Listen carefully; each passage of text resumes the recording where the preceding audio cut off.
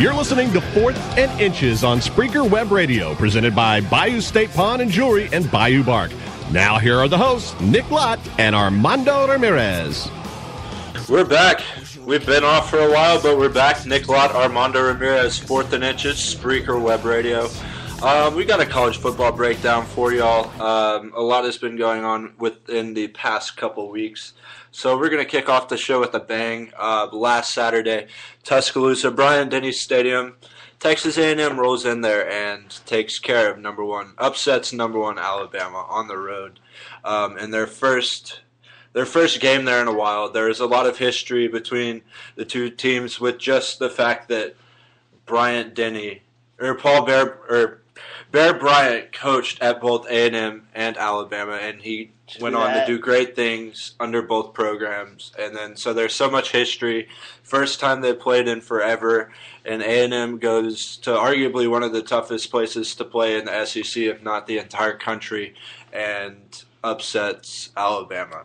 All right, so, okay, let me just say that before the season, you remember when we were in Katy, we were talking like A&M. Well, I mean, and this is something we've done the whole year. Well, I mean, but A&M has been playing pretty good. I mean, A&M hasn't sucked the whole year like we thought they would, and they've been doing pretty good against SEC competition. Yeah. Right? So let me just say that I was one of those people, and Nick was one of those people, and everybody in College Station, we didn't think that A&M could do what they're doing right now. We thought 6 wins would be a stretch. Yeah, but, I mean, and now to be in the position that A&M's in right now, they're in position to go to the BCS Bowl.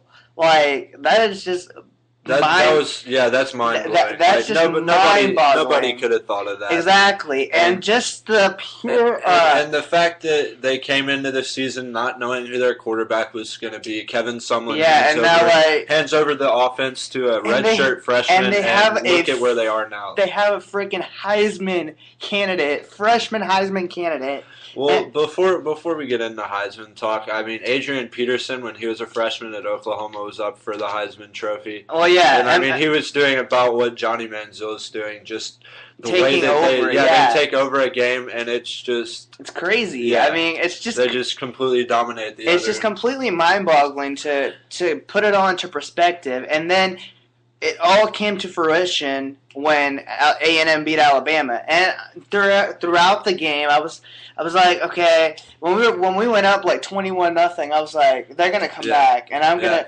I was kind of thinking. I definitely didn't expect Alabama to come out as flat as they did. Yeah, I know they had a bad game the week before too. I did expect A&M to come out with the come out fast. I mean, they always do. They've scored first in every single game, so I expected them to do that, but I didn't expect them to drop 20 unanswered. Yeah, and A.J. McCarron, he just made so many uncharacteristic mistakes. He threw his first interception in 2 years. Yeah, and like 300 pass attempts. And I think there was a stat. Alabama hadn't given up 20 points in the past like 2 years or something. Yeah, and A&M did it in one half. Right, it was just crazy what was happening. Right. And I was like, and throughout the game, I was like, okay, well, we've done this before. I mean, against Florida, against LSU,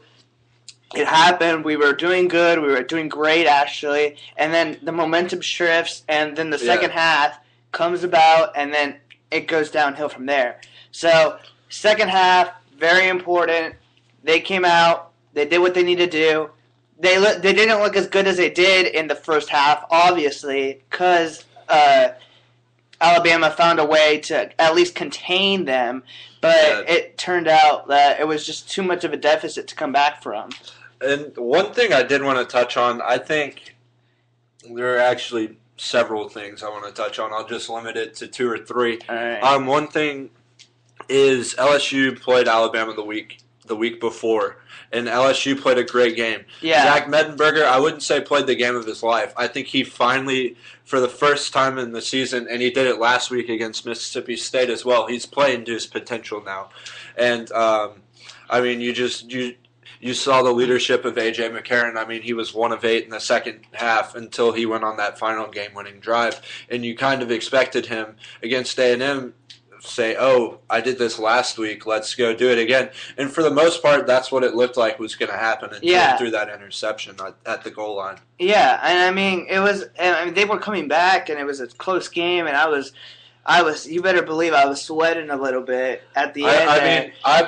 I also personally believe if A.J. McCarron sets his feet instead of making that throw on the run, he gets enough power on the ball to get it to the sideline and not throw it underneath the way he did. Right. He did. Whoever made that interception, their underneath coverage was perfect. Yeah, I mean, if they covered that to a T, and I mean, you can't say enough good things about A&M and how they managed to come up with the win. I mean, the defense was amazing, stopping a potent offense like the Alabama offense was.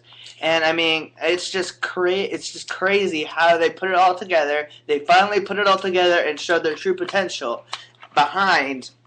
I mean, Johnny Manziel in this game. Did you see that the play where he threw the touchdown to Swope? Yeah, he bobbled the ball, and then he got out of pressure and then threw the ball to a wide open Swope. I was like, dude, it's just the way that he's able to extend plays. It just makes you how is he doing this? Yeah. And then another thing I did want to say, I think if LSU held on to beat Alabama at home, Alabama doesn't drop 2 straight. Yeah, but I mean. What? Drop 2 straight. They wouldn't. I don't think they would drop 2 straight. If they had lost to LSU, I don't think they would have lost to A&M at home. And I don't want to say that they were taking A&M lightly. No, I mean I don't think that they.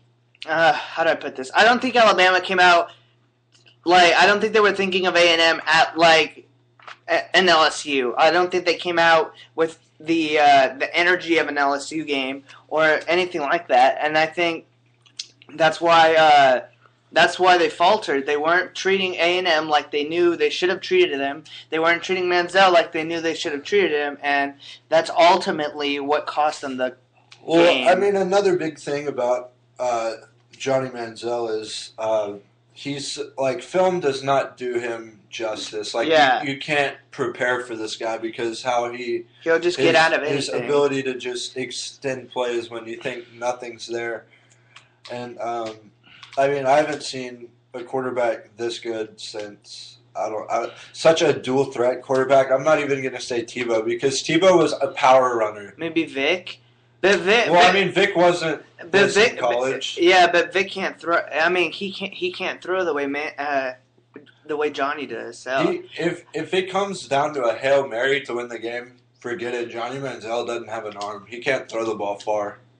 Yeah, that's true. Compared to other people's arms, he cannot throw the ball far. Yeah, that's one thing that he is. Well, lacking. I mean, there's always room for improvement. But I mean, he's surrounded by a group of senior players that obviously won't be there next year. So after this season, whether it's a BCS bowl or playing, that brings up another point that we should go to. Imagine how many people just decommitted or just completely committed to A&M now that we beat freaking Alabama. Yeah, or at least consider them more of a option or more of a potent or more. Well, you know what we've talked about on and off the show is the recruiting base that A&M will have just coming out of Texas because for the most part those top recruits in Texas were either going to UT. They'd spread out around Texas or go to schools in the SEC.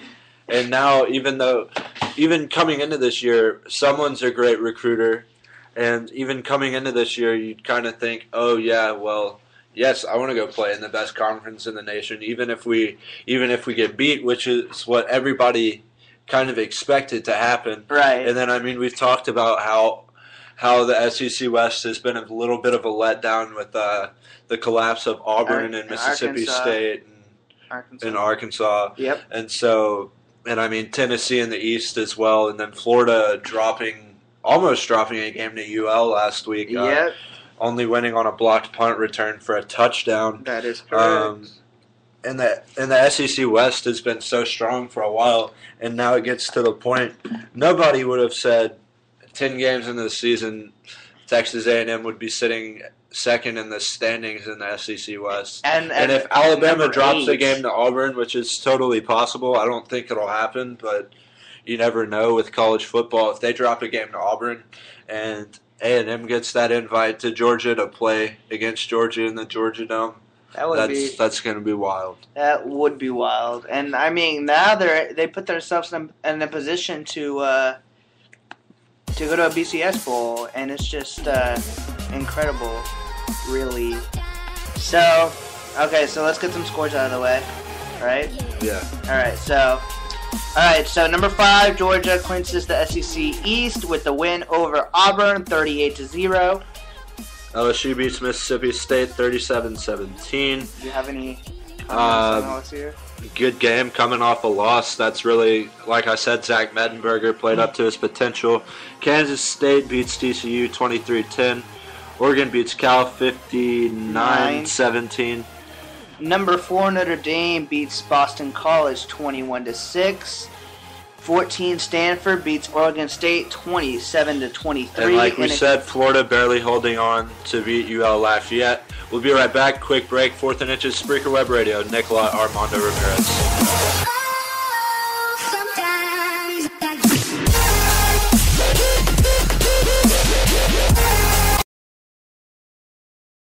It's okay. I'm good. Let's go.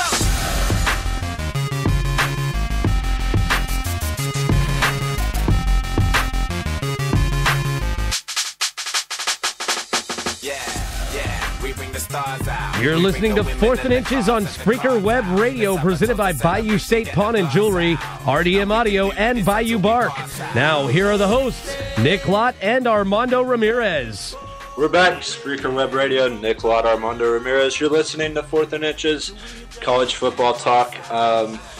Recap of last week and last segment. If you miss it, A&M beats Alabama. That's basically what we spent all segment on, talking about that. I mean, it was a pretty big deal. So. Yeah, talking about Johnny Manziel's Heisman chances.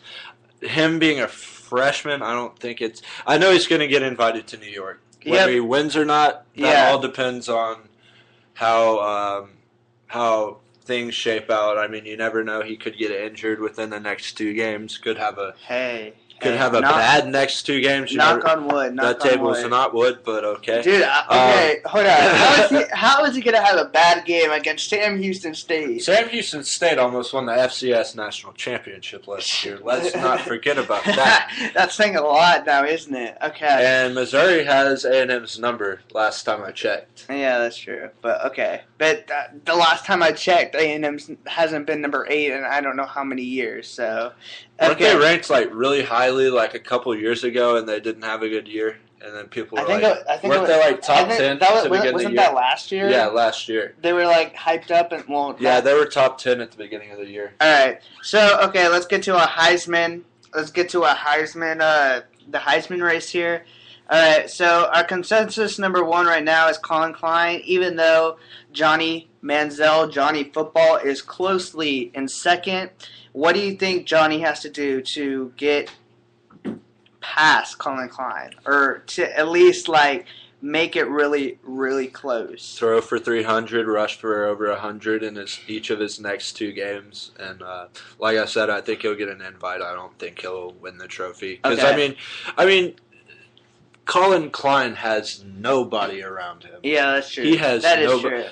Johnny Manziel, at least he has a supporting cast. I mean, he has Ryan Swope to throw the ball to, Christine Michael, has a lot of people to throw to. Molina coming out of the backfield, Mike Evans, his top receiver of the season so far. Yeah. So, I mean, Colin Klein's doing it with nothing, putting that team on his back. And he had a scare against Oklahoma State when he went out with an injury, but and that got a lot of people kind of concerned about, Here goes our chances. Would have raised at least, Johnny's chances. Yeah, would have raised Manziel's chances. But Colin Klein, as of right now, is okay.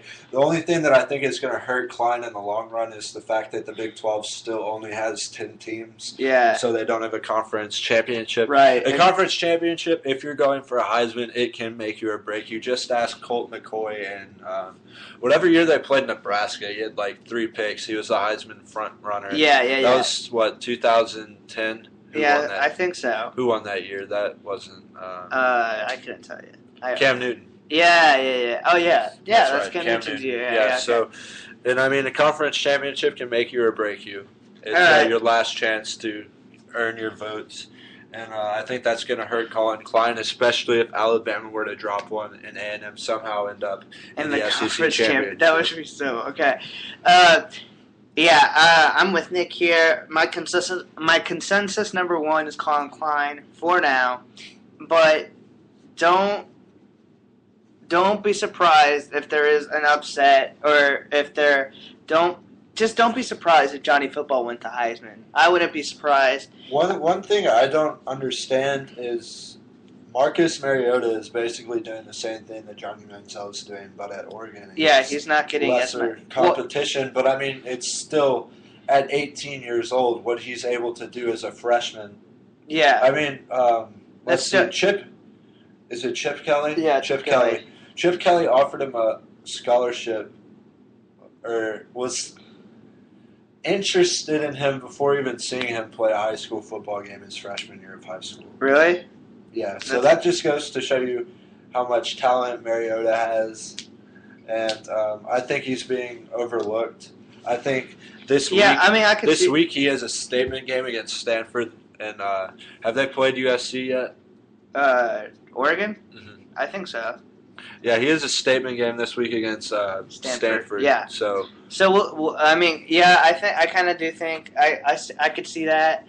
But right now, it's 1 Colin, 2 Johnny Football. He got that trademark, by the way, so don't try and use that anywhere else. You got that trademarked? Yeah, Johnny Football. It's not trademarked. Is this an A&M rule or a Sumlin rule that freshmen can't talk to the It's media? A Sumlin rule. Okay. Yeah. But if you're looking for Johnny Manziel, he hangs out all over College Station. So yeah. One of my tech friends has a picture with him. It's not very hard to see Johnny Manziel around College Station. Okay. Anyways, number 3 in the Heisman race, Kenjon Barner? Yeah, Kenyon Barner. Yeah, I can't read my own handwriting. From Oregon, great running back. Oh, okay. Nice. All right, and number 4, still one of the better defensive players in the nation, Manti Te'o, out of Notre Dame. All right, so we got some more news coming right now. ACC and the Orange Bowl reach a deal. The Atlantic Coast Conference and the Discover Orange Bowl have finalized a 12-year deal, placing the ACC champion annually in the bowl against either an SEC or Big Ten team or Notre Dame, starting on January 1st, 2015. And ESPN will pay an average of $55 million a year to show it. And wow. Yeah. And also, ESPN also has the Sugar Bowl, and it's another 12-year deal with the SEC. With the SEC. Yeah, with the SEC and the Big 12 conferences for the right to the All-State Sugar Bowl in New Orleans across multiple platforms through 2026. So, again, all these agreements begin on January 2015. And, of course, everybody's going to be looking forward to that because the NCAA college football playoffs will be here by then.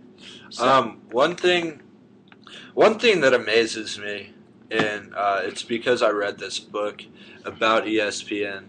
It basically talks about how it was built from the ground up. Yeah. And I think 1978 Like it started off I think as it's like 79 actually. yeah, but 1978 or 79. something like that. And then it started off as like just a small like little TV station. Like it wasn't even its own station. It was like a section of a news like if you see like the old videos, it's like then they get their own station, and now like ESPN is the biggest name in sports. That's who everybody. Either you work for ESPN or you want to work for ESPN. I get updates on my phone from ESPN all the time. And the fact that they've come so far in, 3.5 decades, 35, 40 years, it's crazy. It's crazy. So, yeah, good job, ESPN. And keep spending your money. Yes, you got the Sugar Bowl, you got the Orange Bowl. Get all the other bowls and make a monopoly out of it. All right? I mean, they have the national championship also. Yeah, that's true. So, yeah. So, all right. So, when we come back, we will we'll go through the BCS rankings, and we'll wrap up with a preview for next week. Picks coming up. We'll be right back on 4th and Inches. Spreaker Web Radio, hang in there.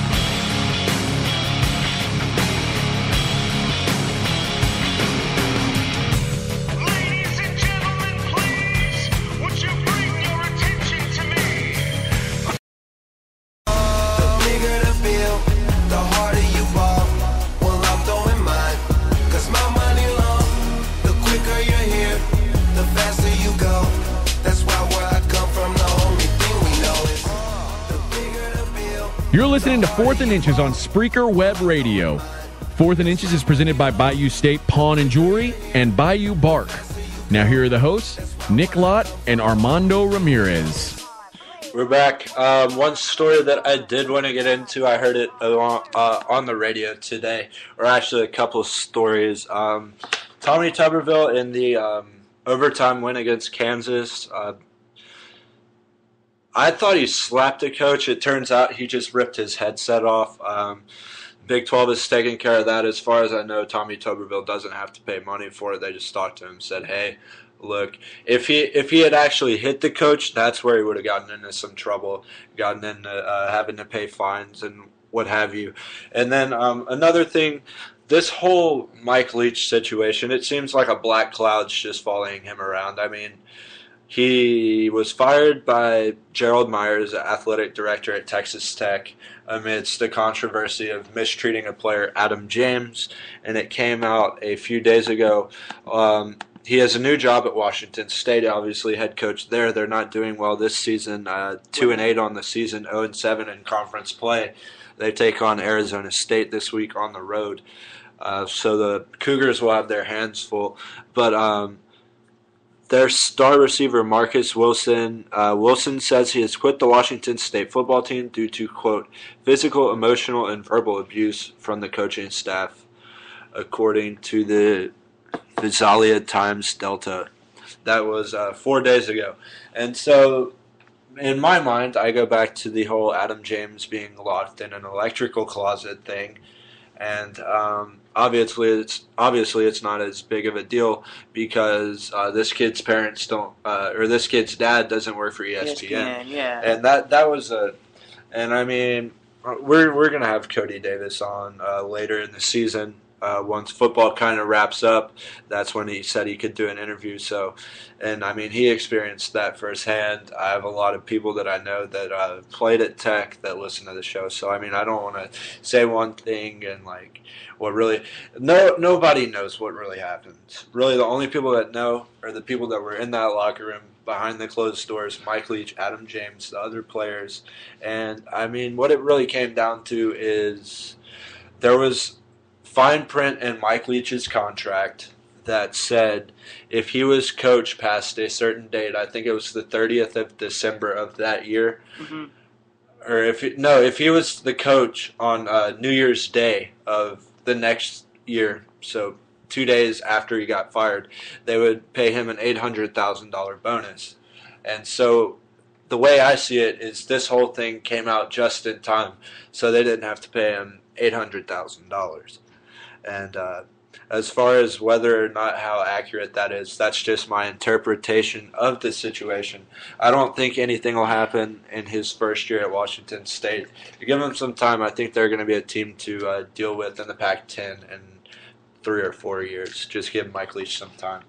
All right.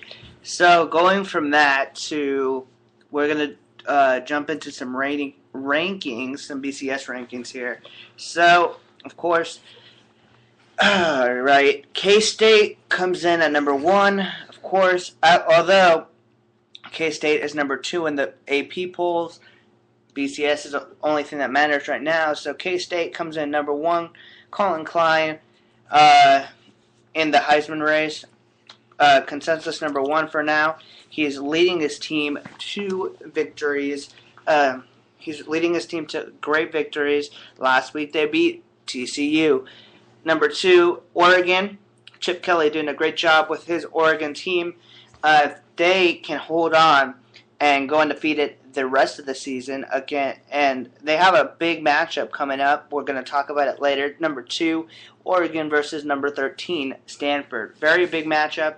They can hold on throughout the rest of the season. They are a consensus national championship contender, along with K-State. Those two, if they win out, probably consensus says they will go to the national championship. Number 3, Notre Dame. They beat Boston College last week. Alabama dropping all the way down to not all the way down, but Alabama dropping down to number 4. Of course, after losing to none other than the Texas A&M Aggies.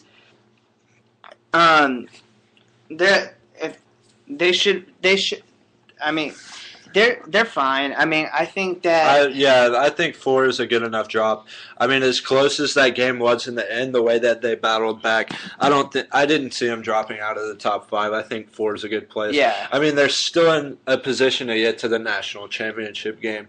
If a couple teams falter down the stretch, I mean, Kansas State, That's a hard one, Nick. But I mean, I could see them playing Oregon in the national championship. I could see Notre Dame losing to USC. Because USC are having an up and down season. There's possibilities for it. I just can't see. I mean, they have to jump.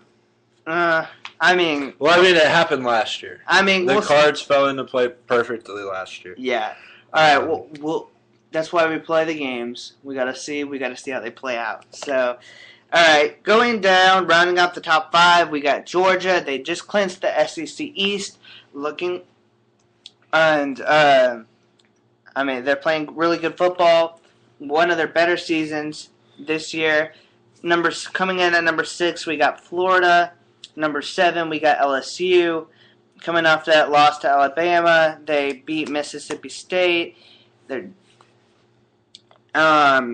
coming in at number 8, TAMU. Of course, they beat Alabama, and I think they started off at I think they were 13 last week, something like that. So 13. Needless to say, they picked up a lot of ground and now are in a position to put themselves in the BCS. South Carolina, number 9, Steve Spurrier doing a great job with that team. And rounding out the top 10, Florida State. So, that's the top 10 in the BCS rankings right now. Oregon's number 1 in the AP, so just in case you were confused about that. Yeah. But BCS, that's the one that really decides who goes where when it comes to the bowl games. So those are the ones that we're going to go by. All right, so you want to throw out our national championship prediction yet? National championship prediction? You're throwing out there just for now. I honestly, this week, since I just looked at what games you wrote down for this week, I think Kansas State really needs to watch out for Baylor. Yeah. Because Baylor can go touchdown for touchdown with that team. It's all going to be about whose defense gives out first, whose defense gets tired first. Yeah. Because, Kansas State, they really don't have... The only reason they're good on defense is because Colin Klein and their offense, they don't score quick like most of the schools in the Big 12 do. They take those long drives, they move the ball down the field, they take 7-8 minutes to score 7 points. They're fast scorers. No, they're slow scorers. Yeah, well, yeah, that's what I meant. Yeah. Like Texas Tech, they're a team that can score the ball or score a touchdown in under a minute if they really want to. They take on, who do they play this week? Wait, I got it right here. Oklahoma State. That's a big game. 22-23. Yeah, that's it's a pretty good game. Okay, so I can't throw out. Yeah, back to the national championship prediction. Go ahead. Who you got? I like Oregon and Alabama. I don't know why. Really? Okay. Well, okay. So I don't know why. Maybe it's just because I like Notre Dame, but I want to see Notre Dame in the national championship. So I'm gonna throw either Kansas State or Oregon. I think one of those two are gonna lose. So I think Oregon has a better chance of losing, and if Notre Dame beats USC in a couple weeks, I think that'll propel them to number 2. So why don't we go K-State Notre Dame? And I would really like to see that game, and that'd be a really fun game to watch. Although any game with Oregon in it will be a fun game to watch too. I want to see Kansas State. I want to see what kind of crazy uniforms they'd come out. Because those ones in 2010 when they played Oregon, they were kind of reserved. Dude, and Notre Dame's known to throw some pretty nice uniforms out there too. Yeah.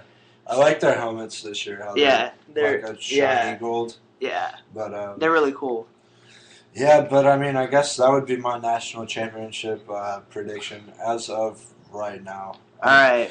I just think because I mean, look at it this way: Alabama's most likely, unless they lose one of their next 2 games, which is doubtful. Yeah, they play Auburn, and I don't know who they play this week. Someone easy. Yeah. Oh, they play. I can't even remember because they were so bad. They're like 1-9 this season. Kentucky? No, it's not Kentucky. It's not an SEC. Game? No, it's not a conference. It's like one of those scrub teams that. Oh yeah.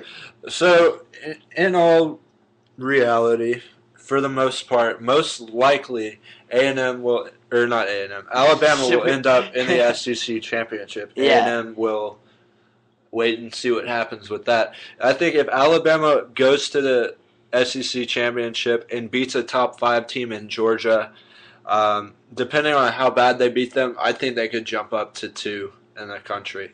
Okay. And that again, that's why they play the games, and that's why we just predict. So bold prediction. I think it's very, very.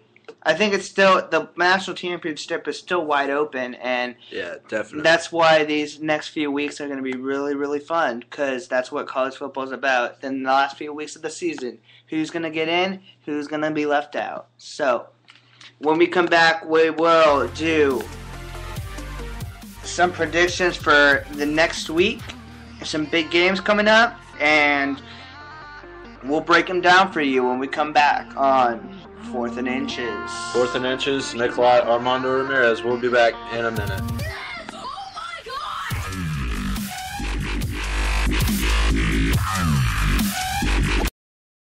One look, I'm hooked, more running. Revved up, my heart started pumping. Are you ready for the best damn run of your life? Give me a hell, give me a yeah. Stand up right now. You're listening to 4th and Inches on Spreaker Web Radio, presented by Bayou State Pawn and Jewelry, Bayou Bark, and RDM Audio. Now here are the hosts, Nick Lott and Armando Ramirez. We're back, final segment. You know what the music means. Nick Lott, Armando Ramirez, 4th and Inches. Spreaker Web Radio, previewing next week. Number 18 plays, are they ranked 17? UCLA? Yeah, it's 18. At the Rose Bowl? Yeah, at the Rose Bowl. Big game. I mean, it's a pretty good game. Well, I mean, those are crosstown rivals, so. Yeah, I mean, it's a big rivalry game, so. One thing I heard, you know how USC does their little, one guy from the band comes and puts a sword into the middle of the field? Yeah. UCLA is banning them from doing that. They do it home and away, so UCLA is banning them from doing that this game. They're promoting sportsmanship, quote unquote. So, it's a rivalry game, so why would you promote sportsmanship? But whatever. I think it's going to be a great game. I'm going to go with USC at the Rose Bowl, only because I want to see USC. I want to see USC have a better record for their showdown with Notre Dame in a couple of weeks. I think it's like Thanksgiving week, so Yeah. and So next my week. cousins are actually Yeah. going to be at that game. So I want to see USC win this game. Go ahead, who you got? I like UCLA. I like what they're doing this year under their new coach. I think he's. I mean, forget who UCLA it is a good team. He was a former pro coach. I know that. I can't think of his name off the top of my head, but he's doing good things there at UCLA, and I think UCLA can win this game All right. at a neutral location at the Rose Bowl. Right. All right, so now we got 23 Texas Tech versus 24 Oklahoma State. One thing here. I mean, I haven't watched enough of Oklahoma State this season to really make a prediction on this game. I mean, I'd like to think Tech can win this game, but at this point, I just can't really make a full. This is what I think is going to happen, just based on the fact that I haven't seen Oklahoma State play this year. But I mean, I think it'll come down to the point. I think Tommy Tuberville spoke to these guys after their almost a travesty of a loss against Kansas. They turned it around in overtime, but it should have never come down to that. Mm-hmm. I think they've had a rough 3 or 4 weeks. Like you barely beat TCU, you lose to Texas, you barely beat Kansas, a team that you're supposed to beat, lose to Kansas State. I mean, they've just had just such an up and down after starting out so great. But I think if they can finish this season strong with their 3 losses being to teams that are in the top 25 in Kansas State, Oklahoma, and Texas, I think that's going to do very well in them getting into a respectable bowl game after missing out on a bowl game for the first time in 18 or 19 years last season. I think Tech takes this game by 10 points. I thought you were going to make a prediction. I don't know. All right, okay. So I got accepted to OK State a couple weeks ago. Congratulations. Thank you. So I haven't really watched OK State. I really haven't watched Tech. I mean, I've watched some Tech. I haven't really watched much OK State. But since I'm going to be going there next semester, go Pokes, Oklahoma State, baby. What? No. That was for you getting accepted. That was a congratulatory. Yeah. Okay. I can handle that. All right. So we're gonna move on. Go Pokes. Number 13, Stanford takes on number 2, Oregon. Big game for Oregon.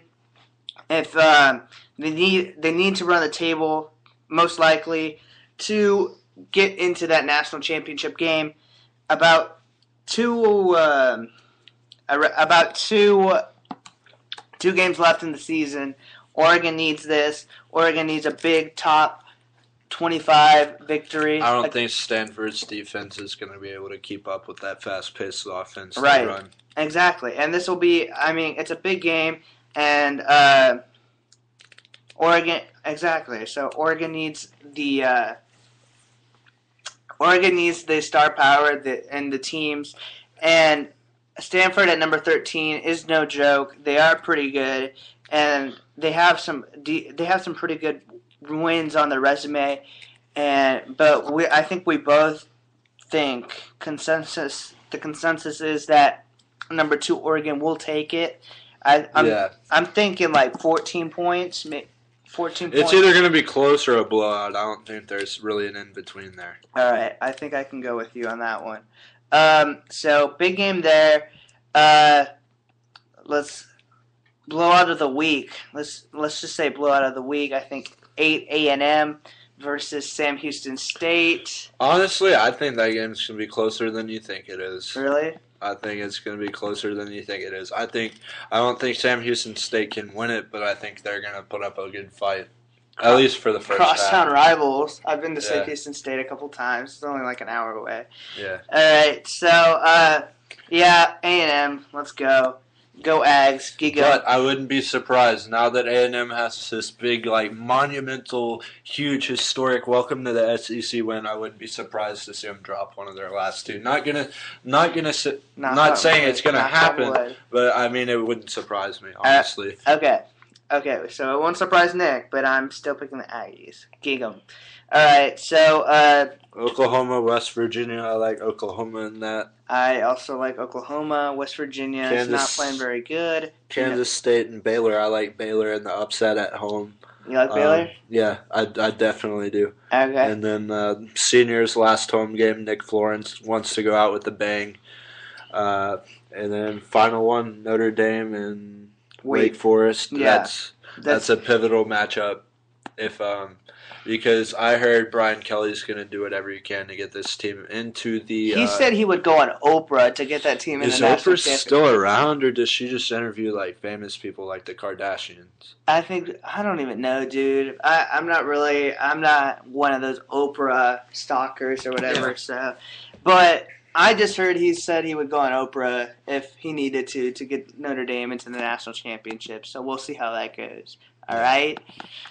All right, so I think that is going to wrap up our show for this week on 4th and Inches. We will be back, hopefully. Hug it, chug it, football! Had to throw that one in there. Yeah, we'll be back next week. Actually, hopefully. What? Next week's Thanksgiving week. So, oh, yeah. We'll try to make a show Monday or Tuesday recapping this week, previewing next week. Yeah. No Texas and A&M next week, so we'll see what happens. We'll see what we have to talk about. Another note, go Texans, baby, 8-1. 8-1. Looking to do some good things in the AFC South. How would they not clinch the division yet? I don't know. Anyway. Beats me. That'll do it. 4th and Inches, Spreaker Web Radio. Check me out on SoundCloud. Check us out on SoundCloud. We're trying to get more listeners. So DJ HX92. Check him out on Twitter. Check me out as well at NotTheFakeInLot. We're out of here. Thank you guys for listening. Go Pokes. Gig 'em. Wreck 'em Tech.